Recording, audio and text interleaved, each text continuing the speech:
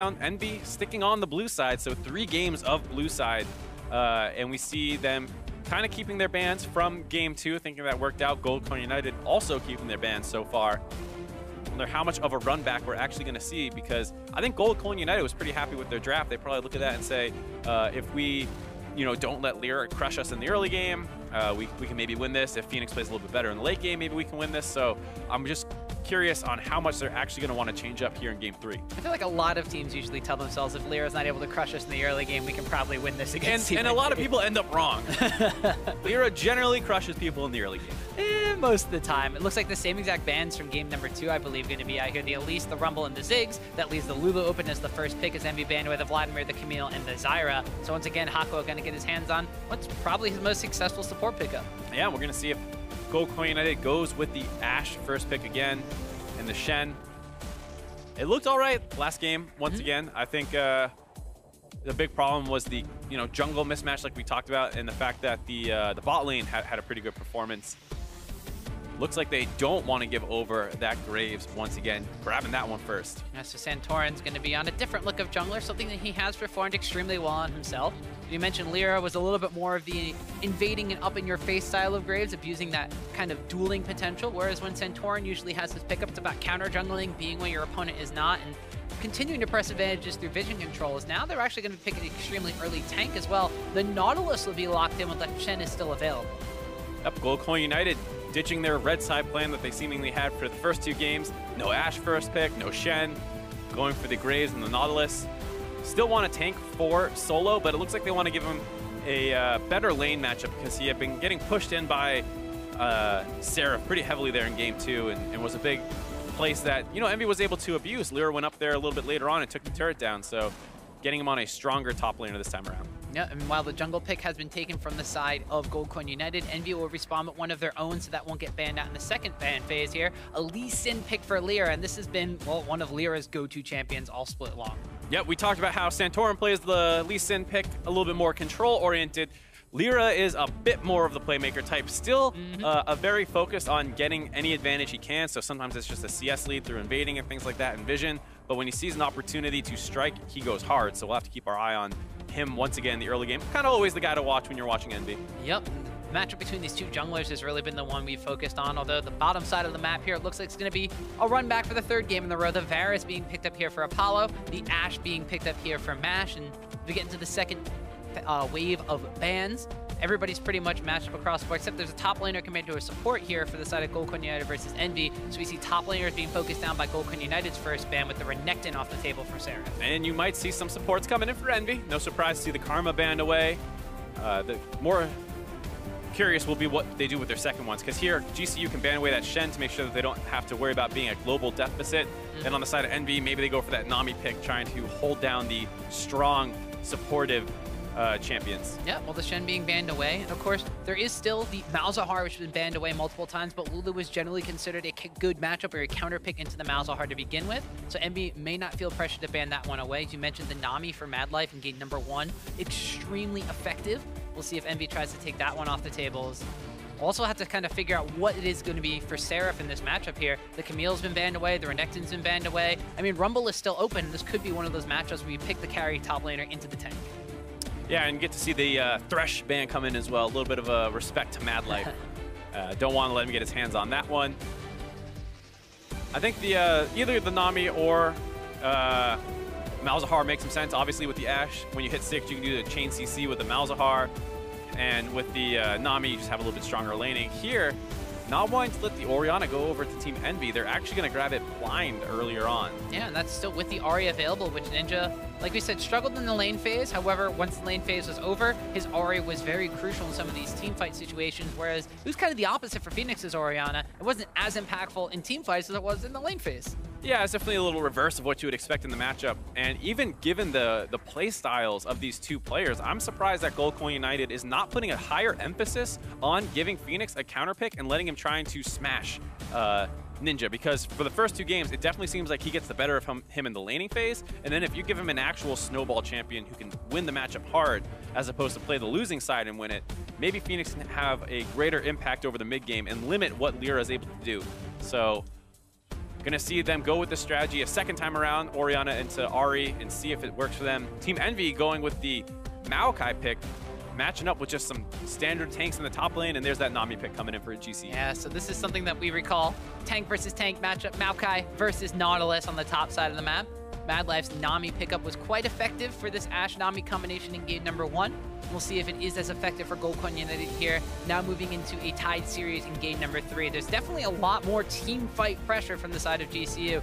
Not saying there wasn't in game number 2, but the Ashe, the Nami, the Orianna all combo together extremely well in that circumstance. Right, I think almost across the board you can say that they scale just as well or better. Maokai will be a little bit better than Nautilus, but you lose some of the early game pressure. Similar, what we said was similar between Ahri and Orianna is usually the Ahri has a little bit of an advantage early on, but apparently Phoenix makes matchups not matter. It's true. He kind of has that interesting nullification factor to himself, where it doesn't really matter what side of the matchup he's going to be on. He decides to wind up winning it anyway. Although the Orianna pickup too, since that was a blind Orianna with the Ahri still available, the other option on the table that was banned away from Phoenix was the Cassiopeia, but the Orianna's really good into that matchup too, so he wasn't necessarily going to wind up blind picking that. Yeah, for sure. And like we said, it's a little surprising to see them not being willing to give over the Orianna pick and you know, play the Ahri into it or something. I know Phoenix has a decent Ahri, and instead they're opting for the late game team fight impact, thinking that these games have not been super explosive. They've generally gone late. Maybe that's why they're focusing more on making sure that they have good late game team fighting here as we load into game 3. Yep, the games have gone late. This series is tied up at 1 apiece, and you, of course, can let us know who you think is going to win. Hashtag EnVyWin, hashtag GCUWin. You can tweet that over to @LOL Esports and let us know who you think is going to come out ahead. It's a tied series right now, Mark. You said it's game number 3. Let's get in the game. And one thing I want to talk about is the Madlife Nami from game 1. We didn't hit on it too much because there was a lot of stuff happening, but it was actually pretty impressive overall. He landed a couple bubbles, and that's one of the big things about Nami is in lane, she's a little mindless. Like, anyone can play Nami. You press W, you get some bounces, you put your E on your AD carry, and you generally don't actually throw your bubble out because it's a big threat tool, so you don't use it too often. And if you land them, great. If you don't, it's not too big of a deal. But out of laning phase, the bubble is one of the most important parts of Nami's kit, as well as her ultimate, which are the two harder things to use. And out of lane phase, Madlife was actually very impressive on the pick.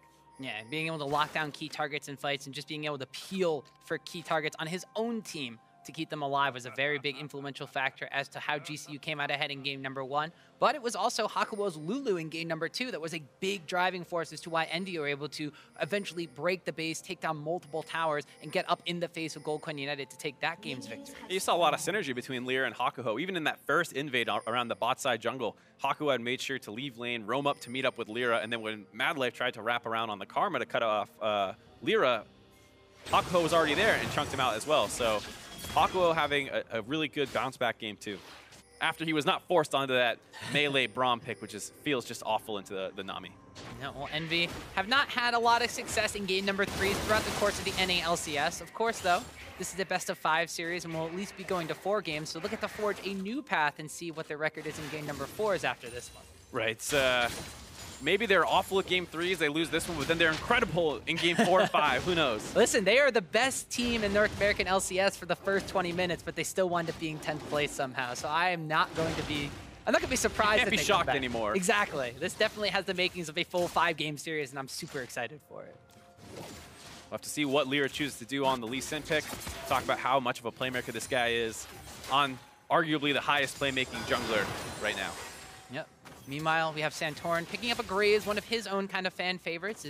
He tends to be a little bit more farm-centric on this pickup, but looking to do the same kind of thing that Lyra did in the last game. Starts on his red buff side and immediately moves over towards his opponent's blue buff to try to contest this one. But there's that hot shot. We'll see if Lyra is going to be as afraid as Santorin was about this blue buff debacle. Multiple members of GCU are collapsing, though. Ninja's going to be coming up from there as well. With Solo already moved down here. Santorin dashing into Lyra here. The flash forward from Solo will burn the flash out from Lyra, but Ninja throws out the Orb of Deception. Now Seraph has joined the fray. The smite away from Santorin secures the blue buff, but now they've turned down onto Solo. This is a very low-level fight, so not a lot of abilities off cooldown here. It's getting chaotic on the front and the back side. It looks like it's going in favor of GCU as Solo picks up first blood off that Undertow. A double kill picked up for the Nautilus as he just ticks away on the Maokai, and now Ninja has to turn all 9 tails and run. The Graves takeaway coming up huge just 3 minutes into the game, netting GCU a double kill. I like the way that Lyra was playing that for a little bit there, trying to use the blue buff as a little bit of a meat shield as he walked up on the lower level Santorum. But the one thing he's not accounting for is the Nautilus already being in range, can no longer really fight him about it. Trades flash for flash here, and then the re-engage is just too aggressive. Ninja already chunked out compared to Phoenix, and GCU way more grouped up here. We see Ninja try and get involved, but they're able to focus them down one at a time. Phoenix gets that 1v1, and then Santorum having a lot more burst damage over the course of this fight. And Solo getting his shield proc back up, gets the red buff, and that ticks away to wind up picking up a kill onto Seraph. So that is massive advantages for what we thought was going to be a boring tank versus tank matchup in the top lane. Yeah, double kill on Nautilus can actually be a little bit more oppressive than you might think. Getting that double Doran's ring early, has the red buff, has the level advantage, and has the wave frozen on his side right now.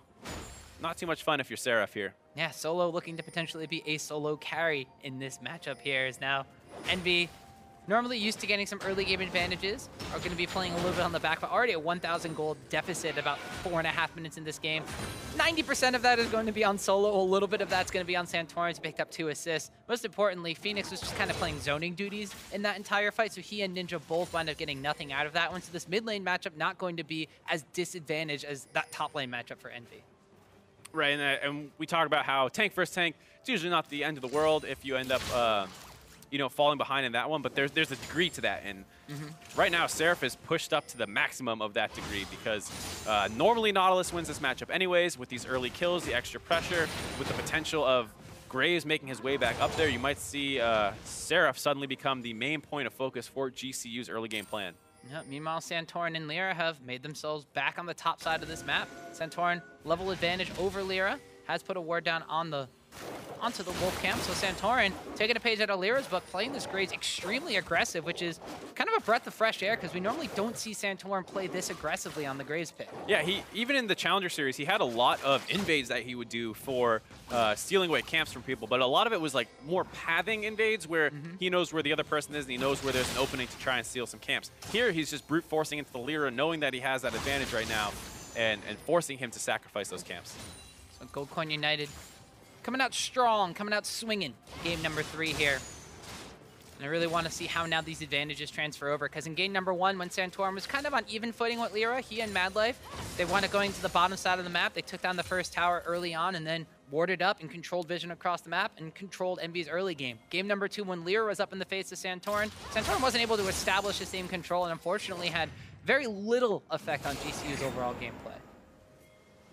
We see Lyra not going to go down quietly, though, still looking for invades. Meeting up with Hakuho, we talked about how good their synergy was in the previous game. Here, Madlife could be in a little bit of trouble. Yep, actually walks for that brush, wants to put a ward down, but finds Lyra instead. Has to exhaust on him. The bubble is not going to wind up landing, and that's going to be a kill picked up for Envy. Nice jungle mid synergy, or jungle support synergy, excuse me, there. Oh, I talked about how brutal this might be at level 6. And there you see it, both Solo and Santorum being level 6. Santorum not even needing to use the Graves ultimate. No, I didn't even know Santorum needed to go damage there, but now getting aggressive is Ninja onto Phoenix here. Immediately uses the cleanse. Command Shockwave lands on the Lyra, forces the flash out of him as Lyra goes back in though. Phoenix steps forward, gets way too aggressive and pays for it with his life. This is one of the big problems with Phoenix's mentality that we talk about, is that he's willing to go try and turn these 1v2s after he's already out. Now MASH could be in trouble as well. No, Gold Coin United, they started off so good, but things are turning bad for them now. MASH in a 1v2 situation barely gets out there. They wind up going through the dive. Gold Coin United, though, on the top side of the map, transition that advantage into another tower, but across the map, things are going in favor of Envy. Yeah, Lyra showing that you can't hold this dude down just because you killed him once. He's able to go get that good double invade off with his support. They turn a kill on Madlife, who was not thinking he had to match that. And here you see Seraph. So hard to try and live in these kinds of situations after getting so far behind early on. It's going to be really rough for him from now on as well. The turret's already down. He's going to be in a long lane. He's going to be under-leveled. And I just have to stress why that mentality out of Phoenix can be such a disaster. Your top lane is going to win this game for you, in a sense, where they're blowing that part of the map totally open. Their tank is going to be so far behind yours. You both have mostly front-to-back team fighting comps, so Envy has a little bit more playmaking. So if you just play out with a much stronger tank from this part on, you're going to be fine. But because you always feel like you need to be able to turn things around, instead of just living through that 1v2, he walks back up aggressively, feeds himself on a platter, for Ninja to get a kill, and now this RE counter pick has the potential to start going off maybe. It's the same sort of mentality that you might run into in solo queue, where you wind up getting kills across the map, and then somebody else on your team is like, well, I'm just not going to get carried by you. I'm going to try to do it myself. Bottom side of the map, the Goldcorn United walk into a very patiently laid trap by Envy as Lyra helps pick up a kill. Going to Hakua. Yeah, you talk about carries. Lyra showing up still relevant in this game. Sneaks into the bot lane. You see that chain CC. Really just actually the Varus ultimate. Mash die before it could even pop a heal or anything. Good gank there by Lyra. Started off with the Varus ultimate. And this also kind of just speaks to how these two teams like to play the game. Goldcorn United, they get their advantages off of Santorin's pathing, invading the jungle aggressively and collapsing as a team. Then they transition it into a first tower gold on the top side and picking up a kill off of the fact that they knew that Seraph was in a disadvantageous matchup. Envy on the other side are moving around the map, picking up kills. They don't care about objectives at this point. They're just getting kills on their carries. Yeah, I mean, they're trying to stabilize because, as you see, despite how much we're talking about Envy making good plays, they're still in a 1,000 gold deficit before 10 minutes in the game with their topside turret down. So they still need to find a way to claw back into this game. It's not totally saved yet, but they are making the right moves. They're not trying to stabilize Seraph's lane. They realize any 2v2s they fight up there, they're almost guaranteed to lose. You kind of have to feed them to the wolves at this point and make stuff happen elsewhere on the map. And getting your carries fed is a great way to start that. Well, they're fighting against history and stats too. Goldcorn United 11-0 from the Challenger Series. And just in game number 1 here when they take that first tower of the game. So GCU, when they have the advantages through map pressure, we've seen them been able to control opposing teams, including Envy here. And now Solo going to lock down on the Ninja, has to burn that Spirit Rush just to get out. Also use the depth charge, of course, but still, that's an ultimate for ultimate trade. And there you see what happens when your top lane tank has a ton of pressure. He's free to roam around the map, try and make plays in other lanes. Forces Ninja's ult out there, which is pretty useful because it does mean that Phoenix is safe for a little bit longer, and he might be able to protect himself now until his flash becomes back available. Interestingly enough, that's one of the plays that Solo had done on Renekton quite frequently, and we've seen other Nautilus players do this too. They just roam down extremely early on, try to get that gank assist into the mid lane, something you don't normally expect if you're just in the 1v1 mid lane matchup in the early games. And suddenly having a top lane with a ton of CC coming down and just completely turning things around on you. So Solo had been stuck on Chen 2 games in a row. This time around trying to be a little more influential with this Nautilus pickup is now Lyra. You mentioned hopping over the wall. There is a ward over there, but I don't know if Goldcorn United specifically saw Lyra jump over. It looks like they may have, because they themselves are inching around the corner here, but Madlife was standing on a ward at the same time. Mash utilizing the Enchanted Crystal Arrow. The Tidal Wave lands, followed up by a bubble. The CC chain is huge, but so is Apollo as he gets the Wild Growth out from Hakuo. Seraph and Solo teleported down into this fight. Nobody's gone down yet. It looks like the Dragon may be contested here for Goldcorn United. Santorin got chunked down kind of low, though, so they gotta be careful. And thus has started the Dragon Dance. The Dragon Dance has begun. Now it is Envy's turn to grab the Dragon's attention. The mating dance continues. It looks like the Dragon has lost interest in both of these potential partners and instead has decided to fall back asleep in his Dragon Pit. Looks like the partners might have lost interest as well. Seraph gonna recall out here. It's a little too risky for both these teams to force around this objective, and after all that skirmishing, no one's actually gonna go down, no objective's gonna be taken. Yep, so that's just teleports being burned from both sides. Seraph actually had used his a little bit earlier. We're just grouped up on that side where Solo had teleported in for that fight specifically. So Envy, while both of them don't have the teleport advantage, will be the first one to get that one back up. But of course, that is on their top laner, who is still significantly behind. Right, but all this is not bad for Envy overall. The fact that Goldcorn United isn't really expanding their lead, given how large it was at the beginning. And like we said, though, you know, Goldcorn United are likely to outscale a little bit here with some of their picks, so they're also happy, you know, having this lead early on. It's not like they're super pressured to make plays. But here, Seraph will have his teleport available sooner. Maybe they can look for some kind of global play around the bot lane to get things really back in their favor. No, the bot lane was surprisingly a hotbed for action in games 1 and 2, and thus far in this game has been a little less so. Although I guess when Madlife went to ward out his blue buff and sniffed something was up, Lyra was there, and there was a repeat gank there. And both of the members of Envy here just patiently waiting for Goldcorn United to kind of shove up here. Well, it looks like Goldcorn United is not going to take the bait this time. They've been burned too many times before. Yeah, I mean, last time they walked up, there was a Lyra in the brush. They don't have any good vision control on the bot side. You see their deepest ward is in the Dragon Pit, so they have no idea where Lyra is. Their only deep vision is that pink ward, which they have hidden over behind that mid turret. So GCU's got to find better vision control so that they can keep trying to play aggressively, because right now, Lyra has officially bounced back after that disastrous early game. And Santorin hasn't been able to get significant CS advantages here, as it looks like Solo going to be going for the same repeat gank here. Does not land the dredge line this time, so will not burn any sort of summoners or ultimates from the side of Ninja. Looks like they want to try and use that pressure, though, to get some of that vision deep in that bot side jungle now. Good plan by Santorin.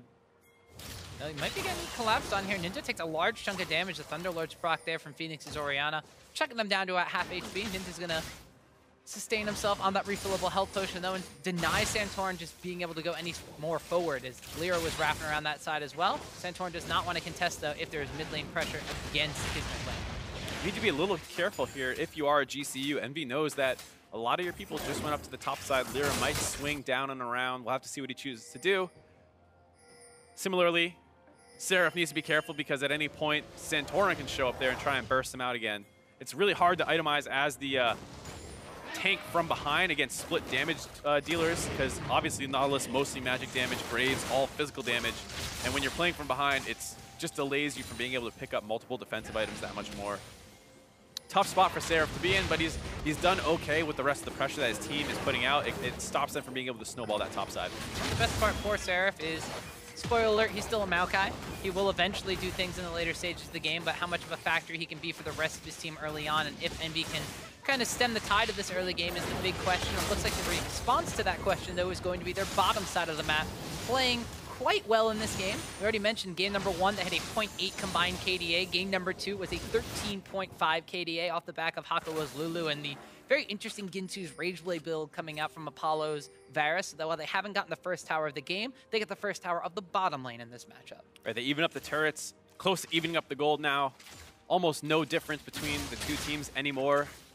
And Envy working their way back into this game, one move at a time. You saw Solo trying to get involved in this game, trying to use his lead. He's doing a good job looking for things, but it's not quite working out. The mobile Ahri pick being probably the most difficult champion to try and make stuff happen on, aside from maybe like a Fizz or an Echo, but it's really hard for him to kind of snowball that top side the way he wants to. Just now, he walked his way down to the bot lane. Maybe they were thinking about a Baron or a Mountain Dragon take, but he has to work his way back up to the top side to deal with the wave. And GCU have not found a way to use the advantage that they had in the early game.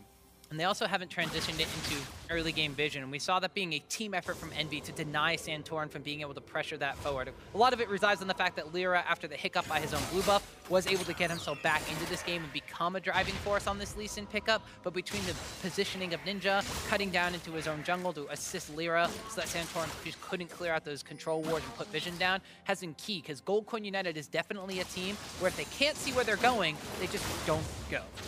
I mean, that was definitely one of the criticisms we had over them during their time in the Challenger Series, was that they did feel like they lacked that extra gear, the ability to blow a game wide open if they get advantages. And you can kind of see that this game.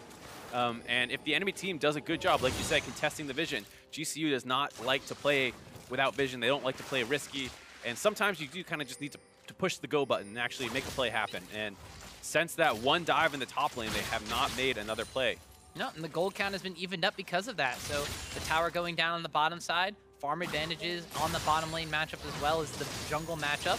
Both of these teams now relatively even in gold, as another Drake is about to has spawned on the map, a Mountain Drake at that one.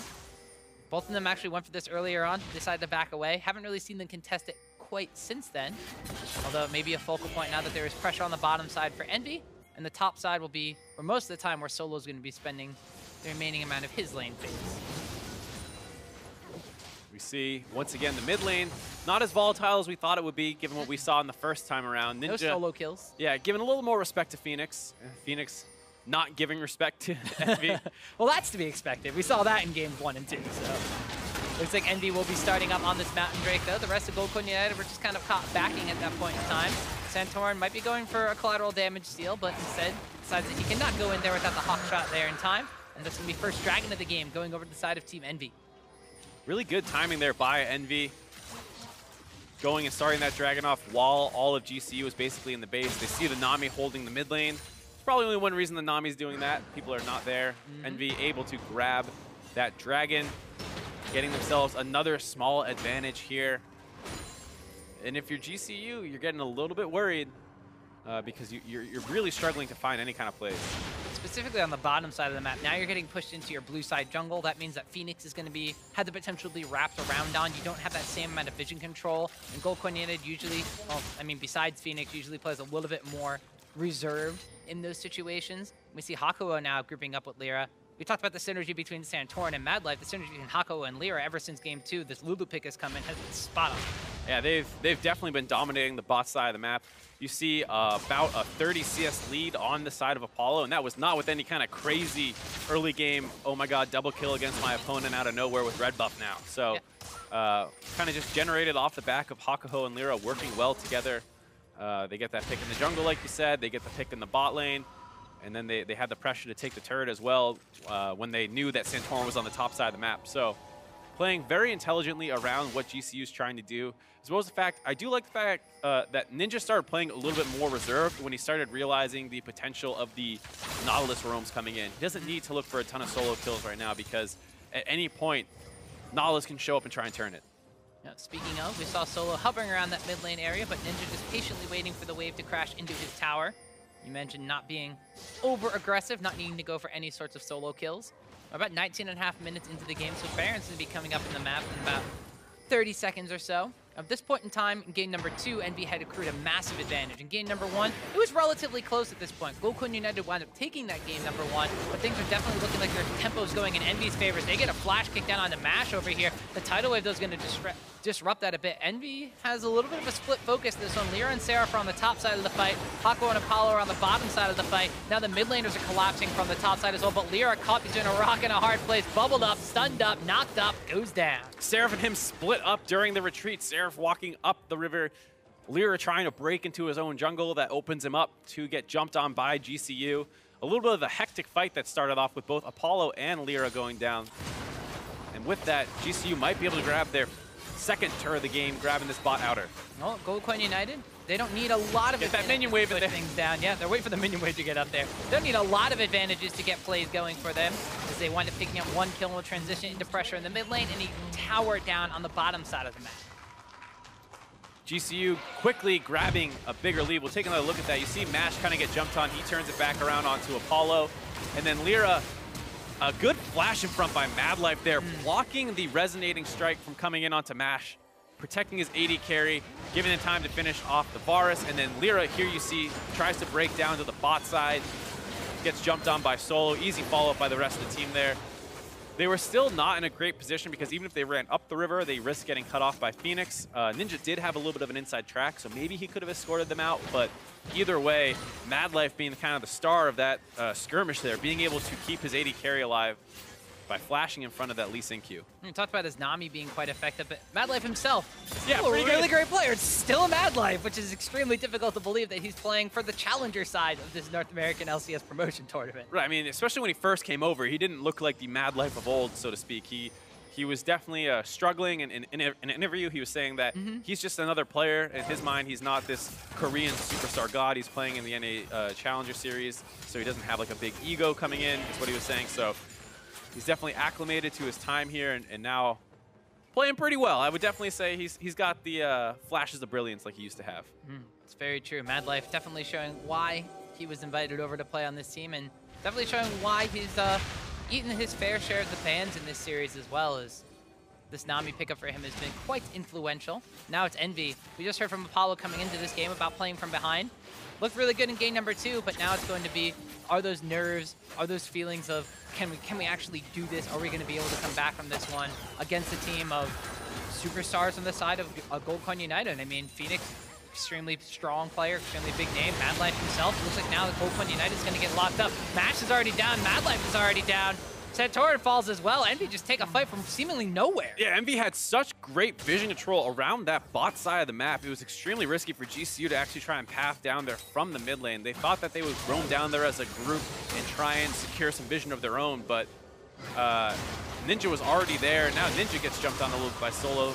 They're trying to stop them from going from the Baron. It's pretty early into the game. They don't have a ton of damage. This might be really hard for EnVy to grab, but they turn on the Phoenix. Yeah, they wind up flashing forward to get the twisted advance with the Cleanse is going to come out, but they just immediately lock down on him and pick up a kill. Now Solo, kind of the only one in this area. They don't have a lot of damage on this, and Baron does hurt quite a bit at this point in time. Solo's pretty tanky, though. It does have to flash away, and Envy might not get that Baron, but they do pick up another kill. Pretty successful Baron bait either way. You're able to pick up Phoenix, and it would have been nice if you can get it, but they don't get greedy. They back off there. We'll take a look at this play. This is what I was talking about. They don't have any vision, and Ninja has an inside track on Phoenix, goes in and starts this fight off, basically blowing up 3 members of the side of Gold Coin United. Santorin lives for a little bit before he gets traded back onto there. And that's one of the things I was about to say is that Envy, throughout this entire game, despite the fact that they've been down from the very beginning, basically, they've always had better vision control, and especially around the bot lane. Hakuho, Lyra have been combining extremely well to make sure that Gold Coin United doesn't really feel safe in anything that they do. And right there you see why. You can't just run down there because you think you're stronger at this point in the game. Positional advantage still matters a ton, and Ninja's able to make a huge play. Yeah, even myself as a caster did not see that one coming. I was in Gold Coin United shoes in that one. Completely dark on that side of the map, and not quite having the same strengths as they did in game number 1, which means that Envy, while they are not at the gold advantages they had in game number 2, are being able to deny one of the crucial things that makes Gold Coin United tick, which is the fact that they love having vision control, they love establishing presence on an area, and they love setting up plays to happen before actually going for them. Although, as I say that, Gold Coin United, they put a couple of wards down on the bottom side of the map now that they knew that Envy controlled the vision over there. And with those wards down on that side, they send Santorin to solo out the Dragon. It's an Ocean Drake for themselves, their first of the game. I'm not sure how much of that was a trade that Envy is consciously going for, if they just were not aware that Santorin was soloing that one out, or if they wanted to get vision on the top side to let Ninja try and grab that top outer turret. I'm not exactly sure if that was a conscious choice or not, but either way, it's going to be traded for the mid lane outer turret as well. GCU grabs all 3 outer turrets. Now Envy still have to try and break down that mid one.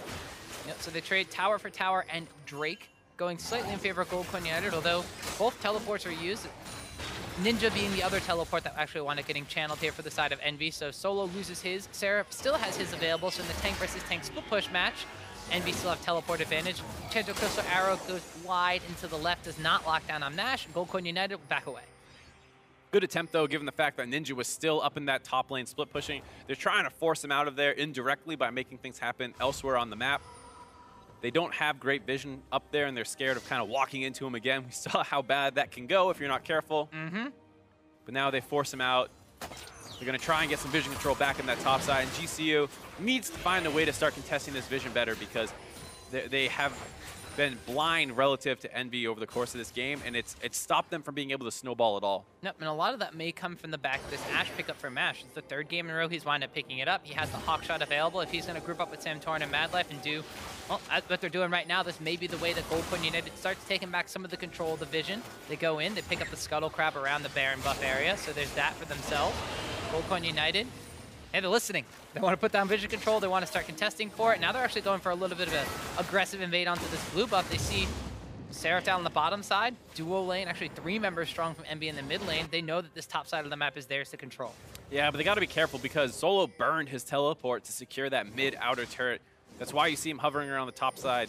He knows if he's bottom, they have to be worried about getting TP engaged on while they're going through that vision control. So I like this idea for what GCU just did there. Leave Solo grouped up with your team while you secure the vision. Once you have it, to make sure Envy doesn't have control around Baron, then you recall the Nautilus. You don't have to be terrified of a Maokai split push. It's not that strong. So good macro play there by GCU to try and get some vision down and make sure that this Baron isn't totally under the control of Envy. Well, as they put that vision control down, they've been able to get the Scuttle Crab. Envy pushing up towards the mid lane and the bottom lane, forces GCU to back away. Ari's pushing in the top lane as well, so GCU goes away, and Envy immediately swoops in and starts controlling Baron vision for themselves. So while the Scuttle Crab is something they can't quite clear out, all of the wards in the area, save for one over by their blue buff from GCU, have been cleared out. So yeah, Solo needs to keep moving down, or up, I should say, to try and potentially join in on a team fight. This is why you saw them trying to get vision control around Baron, because without that teleport advantage, Nautilus feels so pressured to keep trying to group up with his team. And Envy running this 1-3-1 with pressure with Ninja in the top lane is so good for them, because they have vision control to stop any kind of cutoff from being able to get to him. Yeah, more importantly, Ninja taking the teleport this game on the Ahri was something we didn't touch upon coming out of Champions Slip. We've already seen it be utilized once to kind of try to match Solo's teleport in the mid lane here. And now Seraph using that teleport towards the mid lane with Ahri collapsing in from the top side. Ahri's teleport relatively close to being off of cooldown, so Ninja does not necessarily have to join in at this point in time. Instead, EnVy's kind of on stalling duty, but they're utilizing a combination of ultimates here from Goldcoin Unit to start off a fight. They've locked out on the Seraph, but that's still a tanky tree. He's not going to get cut down that easy. They burn a lot, including the wild growth to keep Seraph alive, but EnVy back away. Yeah, but getting that only costs them their Ash Arrow, and they now have the inside track around the mid lane turret. If EnVy are not in a great position to contest it, they're going to lose their mid-inner turret off that, and they might lose more. Yeah, they're actually not able to get that top lane tower either because Ahri is now recalled back to base, so now the mid lane inhibitor tower is being pressured down. As you mentioned, Tidal Wave and Arrow being used from Goldcoin United. Their initiation isn't 100% there, but Ahri teleporting into the backside onto a ward, trying to cut everybody off, cuts the wave as well, but it's not a tanky Maokai flank, it's a squishy Ahri flank, and with the 5-member strong of Goldcoin United grouped up as a unit, Ahri cannot go in unless you might be looking for a charm. Lands on Santorum, but he's got plenty of shields and heals to keep him home. Touching on that teleport for the Ahri, which we neglected to talk about until now, I think it was mostly two things. One, a reaction to the fact that Ninja did not feel confident in his ability to solo kill Phoenix, and obviously, I think it's still better to go with the Ignite because that's really what you're picking the RA champion for. If you want to do some kind of split push with an assassin, there's other things you can go with. But given the fact that he doesn't feel confident in his ability to 1v1 Phoenix, setting up these 1-3-1s work as well. You get to see that the RE flank is not particularly effective. You don't want to use it to start a fight off. It's more about the fact that when you are splitting, you can join the fight. You don't need to worry about leaving your team in a 4v5 during your time splitting away. Well, Ninja may not have felt as effective against Phoenix in the lane phase of this game. However, he is currently 2-0-3 compared to his opponent's 0-2-0. So Ninja, this Ahri pickup, something he didn't necessarily play a lot of in the regular season in the NALCS, but has definitely become a more popular pick in recent amounts of time. We saw Frodden playing it a lot. We saw Piglet on Team Liquid, who's over on the second stream, playing that one quite frequently, even getting it banned out. Now Ninja seems to kind of have found a new comfort pick for himself, which could bode extremely well for EnVy, considering he was a little bit of their weak point in overall throughout the NALCS. Yeah, I really like the Ahri pick on him. We talk about how he's a playmaker. Ahri has that. For playmaking can also be used defensively, so sometimes Ninja has some positioning problems, but with the Ahri pick, you're always able to reposition in the team fight, basically. And he does find good angles on enemy carries, so I do like the Ahri pick a lot, but you gotta find a way to deal with this push. Yeah, his team's gonna need the Ahri pick. Who's split pushing in the top lane, so GCU decides to go forward towards the mid lane, chunking down on that inhibitor tower as Lyra is the one that's gonna be trying to wrap around and meets up with Ninja over there. Goldcoin United, though, going to rinse and repeat, just run away. Yep, GCU doing a little bit of push and pull. Almost land the arrow onto Lyra. Good flash there. And I do think it was important to flash that because we talk about how GCU's front line is so much further ahead. Just compare Solo to Seraph right now. He's got basically an extra item up on him. You see Seraph is close to completing his Guardian Angel, but he's still down a little bit. And Solo would out-tank him pretty heavily here, so. 2,000 gold advantage in favor of Solo over Seraph, just in and of themselves. So that is a massive lead for the tank versus tank matchup. And Solo demonstrating that in kind, gets charmed up, takes a bit of damage, but barely any HP bar winds up moving. But EnVy still not just kind of sitting back and taking this one. Instead, just going to moving up towards that Baron Pit area, continuously pressuring out against Goldcoin United. Phoenix is up in that top lane now, so EnVy know that there's no teleport on that mid laner. They're going to start positioning around their second Mountain Drake of the game. They have to be a little careful when they go for that pressure, though, because GCU can, of course, rotate up to the top side and start threatening the Baron. Looks like they're going to have Lyra start this one off. Santorum up near the Baron. I wonder if EnVy's going to have to try and react to this one. Well, EnVy still have Lyra on that Mountain Drake, and they decide to peel off that one. They are going to go and react to this one, Mark. Teleport is not quite available for Seraph. Just a couple seconds left on that one. The Baron, though, is going to get peeled off on here. Solo trying to go on to Ninja, but you mentioned that slippery Ahri pickup. Not going to be easy to lock up. Uses the Spirit Rush, gets herself out of there. Goldcoin United peel off a Baron.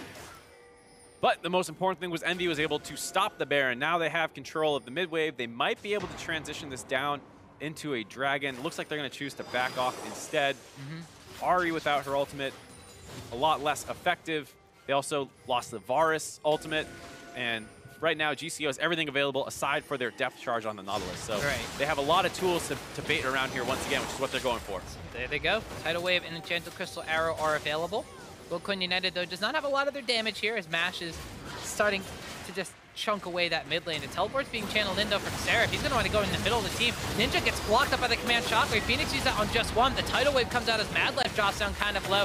Rips across Envy. The Enchanted Crystal Arrow locks down on the Seraph. The Wild Guard that had already been spent, and Mash picks up a kill onto Maokai. Envy wind up trading one. Envy pick up the first kill of the fight, but they're not done yet. They need to get more off this. They're forcing around the Baron again. Lyra still alive with his smite. A lot of members are pretty low, but most cooldowns are down. But Ninja's ult is back available. He might be able to find an opening here. A little risky. Going forward is Ninja. Forces the flash trade out from Phoenix there. Baron about 3,000 HP with a flash re-engage from Solo. They've locked down onto Hakuo. Lyra kicks him back, and they've actually procced the shield coming out from Santorin on that Hex Drinker. Sorry, the Maw of the Malmortius. So Goldcoin United have to back away. A little surprised to see GCU try and turn off there. They don't have any huge follow-up with the Nautilus flash hook. I don't hate the idea of trying to turn, I shouldn't say. I just mean that going that hard with the turn with your Ash arrow down, your Nami tidal wave not available. They did not have a great way to follow up on that attempt by Solo there. And after a very, very tense couple of minutes, we are left with the Baron and Mountain Dragon still available. And it was a 1-for-none trade in favor of Goldcoin United. So just one kill picked up in that. That means the gold counts are still extremely close, just a couple hundred in favor of Goldcoin United. 7 kills to 6, 4 towers to 2. So this, while Goldcoin United looked very similar to this position in game number 1, they definitely felt like they had a more commanding lead in the game. The gold counts didn't necessarily reflect that, the tower counts didn't reflect that, but the map pressure did, and they just don't have it. Right, they're not nearly as far ahead this time around. The big thing is GCU has a much better late game team fighting comp, and they're using it to keep baiting around this Baron. They got the teleport out of Ahri, the Enchanted Crystal out. They lock on the Seraph again. It's a tanky member. It looks like the Dredge line did not connect, and the Nami tidal wave went the wrong way. Yeah, Chain of Corruption was used, and it wound up locking down to Santorin and only spread to Solo. But without that Nami tidal wave, without the Ash Enchanted Crystal Arrow, Envy could just force GCU back away from this Baron yet again. GCU are getting a little antsy with their Baron play this time around. They don't have any good deep vision. They have the teleport advantage. They could be trying to set up a 4-1 or something, but instead they just keep going right back to the Baron and forcing Envy to walk into them. It has not been successful so far, and they lose their last outer turret as a result. Yep, so that's going to be Envy taking the 3rd and final outer tower of the game against Goldcoin United. Gives them a little bit of a gold lead, although 1,000 gold about the 35-minute mark. Not the biggest lead in the game. Pretty negligible, but I think it's important to note where these gold leads are individually, because the only front line that Envy really has is that Maokai, and you saw how quickly, or gold deficit, excuse me, the Maokai is behind. So it's very easy for GCU to actually focus him down and burn him. They also have better late game carries in the Orianna and Graves. So if they're just fighting front to back over and over, it's actually totally fine to focus down the tank in this situation for GCU. And that's the scary thing if you're Envy is, unless Ninja is able to find these kind of openings onto members of GCU, it's very hard for them to win these team fights. And if GCU was playing this a little more patient, which is something I usually don't say about GCU, if they were actually setting up deep vision, if they were trying to use their teleport advantage to the fullest potential, they might be able to start finding some better team fights here. But for now, Envy has withstood the GCU Baron bait, and they also grabbed that Mountain Dragon. Yeah, so second Mountain Dragon of their own means that Envy's own Baron bait could potentially be devastating, or their split push could be even more effective, so you're doing 20% increased damage to those towers, to those epic monsters on the map. But Seraph, seemingly recognizing the fact that he has been behind in this matchup, forgoes the Sunfire Cape, which is the split push threat, which is the I'm going to eventually, you know, push things down and be a little bit more damagey on the side lanes and get things rolling. Instead, just gets his 2 key defensive items. Frozen Heart, very crucial against the double auto attackers coming out from the Graves and the Ash, but also picked up the Spirit Visage for himself. Sustained, gets the extra reduction against the magic damage coming out, but has a Guardian Angel, so when he gets locked up in the front line like this from Goldcoin United, he has that second life to buy his team a little bit more time to survive. So kind of effective tankiness in there. True, but whenever he loses half his health, it makes it much easier for GCU to not have to worry about baiting. Yeah. Because they're able to kill half of a tank now and still come out ahead. Yep. That was something we mentioned during the, I believe it was the BTN finals, not that long ago. I guess earlier this week. Sounds like it was forever ago. Feels forever ago. Yeah, it feels like a long time ago. I just spent way too much time with you, I guess. I don't know why. Get me out of here. When your tank gets chunked out like that at the beginning of a fight or before a fight even breaks out, you just lose so much effective team fight power because your front line is basically at half power. Exactly, and especially when GCU doesn't have to use any real resources to do so. They basically hit a dredge line, they land a bubble, you drop a bunch of damage onto them, but you have all your ultimates available, and now their tank's at half health. It's very hard for EnVy to fight from that position when they need to face check potentially around Baron. Luckily, they've done a really good job of always having some form of vision already on the Baron pit. GCU have really not done a great job of contesting vision in this situation or all early game. Once again, Seraph gets hooked out though. GCU sniffed something out there, and with Lyra away on the top side of the map, they collapse. Seraph has to get the wild growth out from Hakuo's Lulu, so well, EnVy were trying to spring a trap here. Goldcoin United, now they have the inside track to mid lane inhibitor tower. Right, they can potentially just escort this minion wave down. You don't have to be too worried about EnVy going for Baron buff. They're extremely low. Just leave 1 or 2 members to make sure they don't do that. And now you see them, they're going to grab this inhibitor turret. They can probably grab the inhibitor as well, as EnVy is actually trying to recall from the jungle. Yeah, it looks like EnVy here. Backing off. Yep, they will wind up backing off on the side of Goldcoin United. EnVy might be looking for the collapse right here. They had a slight gold lead coming into this fight, but now it's Goldcoin United who, after that tower, going to have it slightly swinging in their favor. But EnVy, they want to give chase. They want to give haste to this one. Teleport coming in from the side of Seraph. They want to try to collapse on this one, but Goldcoin United backing away towards the Baron pit area. Use the Enchanted Crystal Arrow, but it's a field goal. 3 points goes over to MASH. But EnVy still looking to try to contest Goldcoin United here. Yep, they know that they're not on the Baron. They still have vision control on that, but it looks like they're just hungry for a fight. They've been struggling to find an opportunity to open up on GCU for a while now. And without the Enchanted Crystal Arrow down, looks like they want to go on anybody. They're going to open up on Solo. Yeah, the tank in the front line is going to get locked up by the Twisted Advance, but he's got some shields and heals of his own between this Nami and Orianna combo. Lyra's going to wind up going in and popping back out. So EnVy and Goldcoin United dividing the map in a different kind of way here as GCU are retreating through their own red buff area. Seraph just trying to stop the tanky front line of GCU to get around to this turret. It's going to buy enough time for EnVy to grab their 4th turret of the game. Ooh, but the fight has been engaged onto Lyra. The tidal wave goes across, only winds up picking up onto Seraph. Redemption winds up getting used as well, but now Lyra walking forward, gets command shockwave, dropping down extremely low. Mash does not have the arrow to use, but Lyra on the backside is trying to slow down Madlight, but they caught Ninja, and Phoenix gets that kill. Madlight gets kicked over the wall, but Lyra delivers himself into Phoenix. A double kill picked up for Orianna, and now Seraph, he's dropped extremely low. Guardian Angel is still available, but I don't know if Hakuo is going to be able to keep him alive through this one. They have Solo coming around the backside to cut him off. Hook lands, he winds up blocking him up. Seraph gets the sap magic to heal himself up. Twisted advances forward. That's going to be a Guardian Angel popped. Goldcoin United, as soon as this tree comes up, it goes back down eventually, and it's 3 kills in favor of GC. And the Baron buff will be available as well. 3 members dead on the side of EnVy. The jungler, importantly, will not be there to smite contestants at all. GCU, huge shockwave by Phoenix there as EnVy got a little too over-aggressive trying to punish GCU in the jungle. They funneled through that choke point where Phoenix is able to land a big shockwave.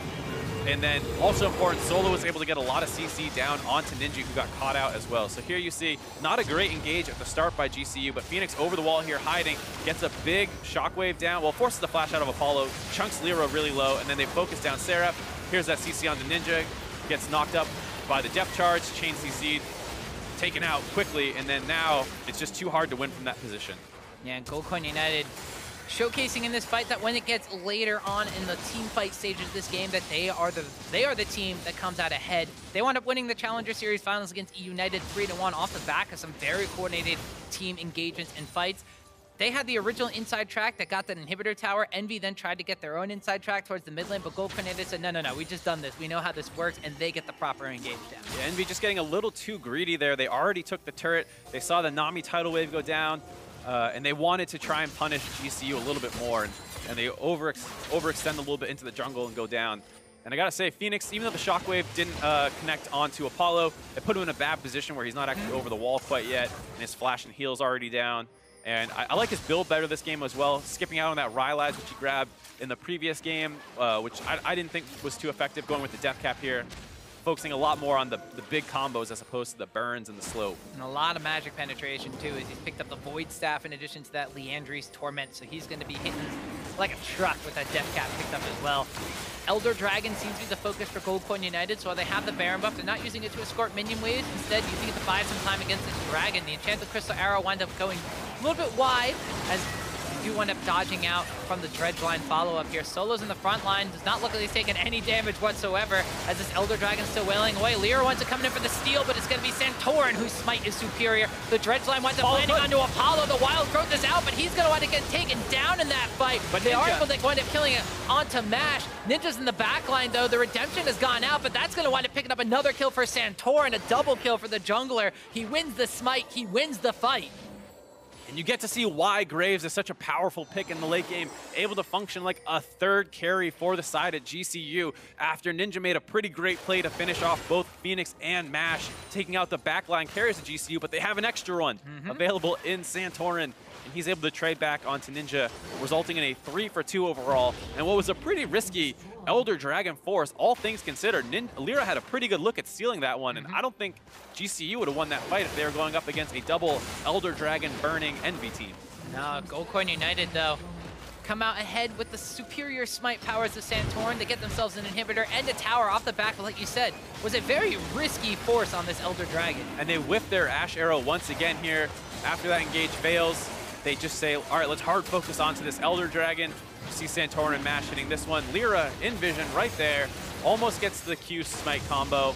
Santorin's actually able to secure it.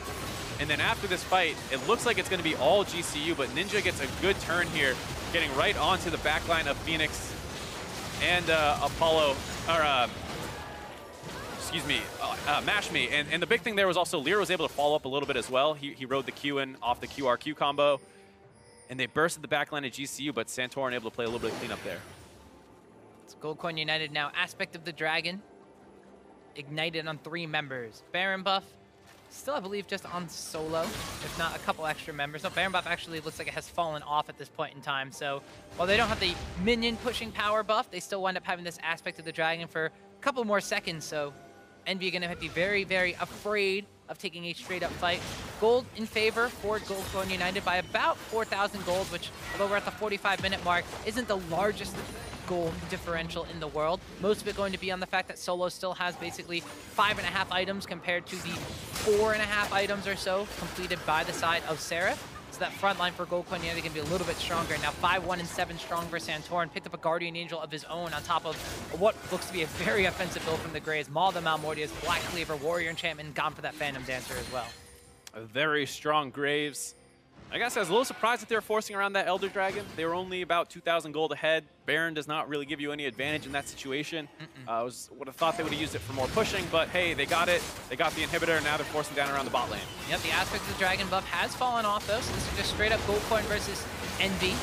We're going to see Ninja getting locked up and he tries to dash into the backline. All of the CC gets used, and Ninja and Lyra both wind up going down. Redemption's going to keep Goldcorn United healthy as Solo's Guardian Angel was popped, and Santorin replaces him on the front line. The inhibitor tower goes down, and so will the inhibitor. Solo's going to recall. He has his teleport available. He's going to come back in on one of these super creeps, and GCU look like they might be able to end the game here. Apollo very low, hard to deal with Phoenix and actually walk up and wave clear here. Yeah, so Apollo, Hakuo, and Seraph trying to hold on for their team's lives here in game number 3. Vengeful Maelstrom has been popped. Solo taking a lot of damage, but both Nexus towers wind up going down. The Nexus is exposed, and as much as Envy try to fight this one, I don't know if they're going to be able to stop the onslaught. Apollo goes down, and that's going to seal the victory here for GCU. They're going to take the lead in this best of 5, 2-1, as soon as they kill this Nexus.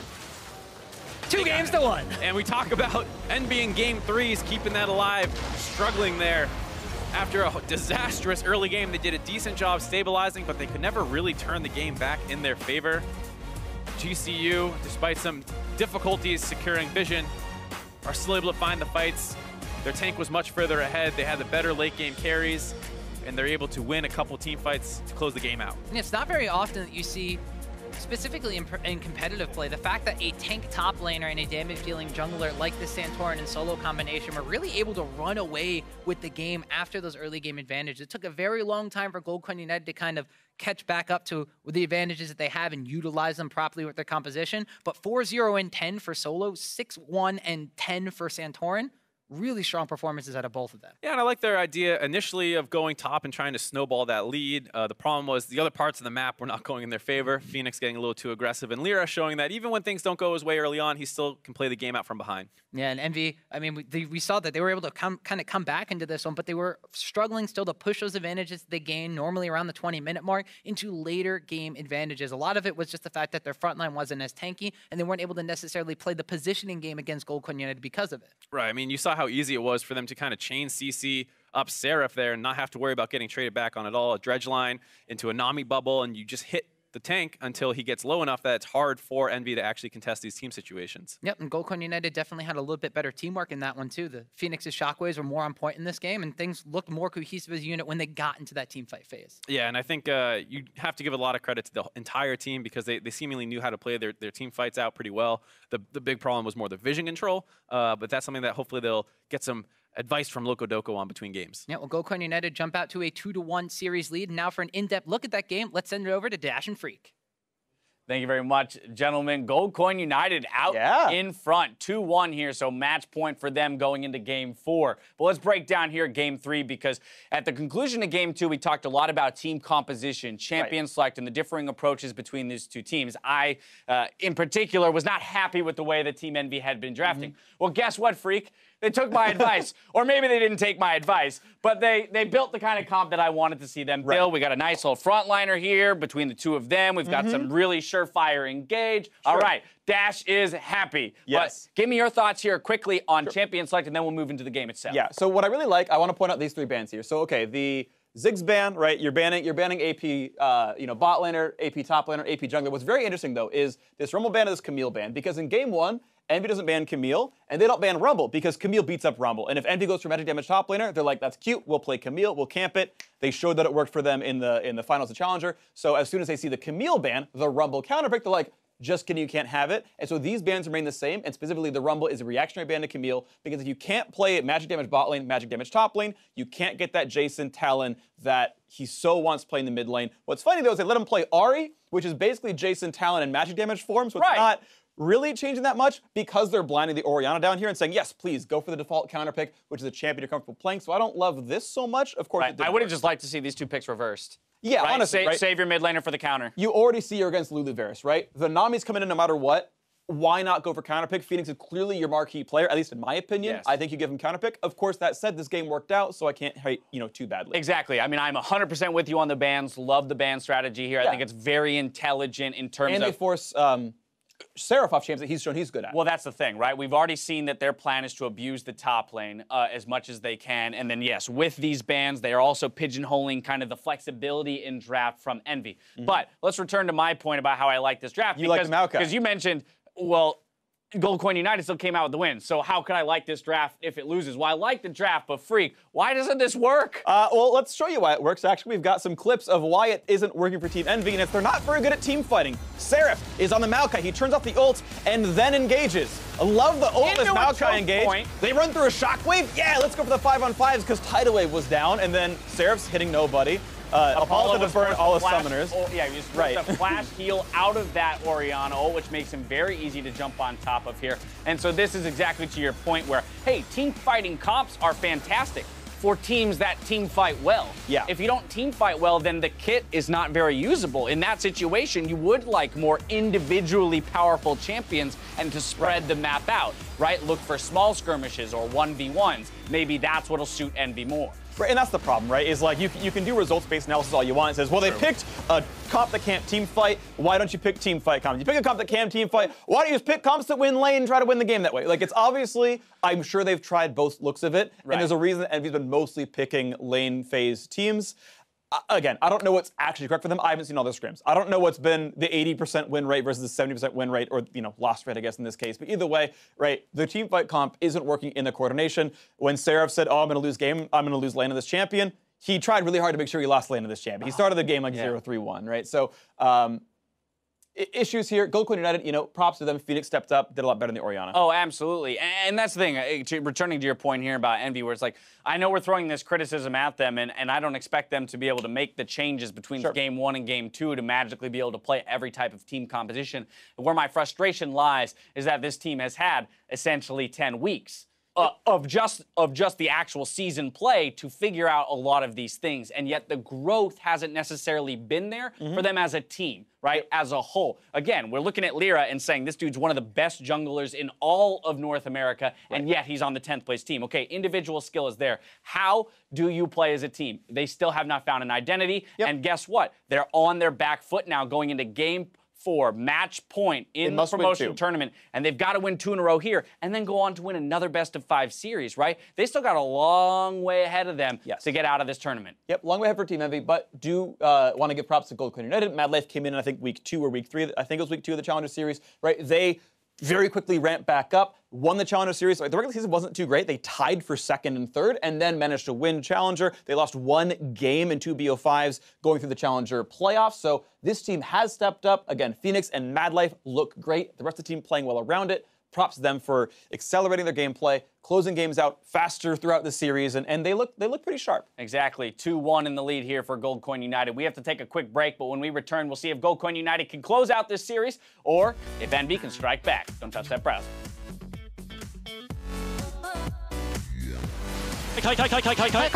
No challenge, nice, go. Look, Lee. Nice, go. I can heal you. Push. Just take it slow. I'm okay. Slow. Let them engage. Marker. Follow. Hook. And then KD. Okay, and then. I'm on Marker. That's good. Good job, guys. Good game.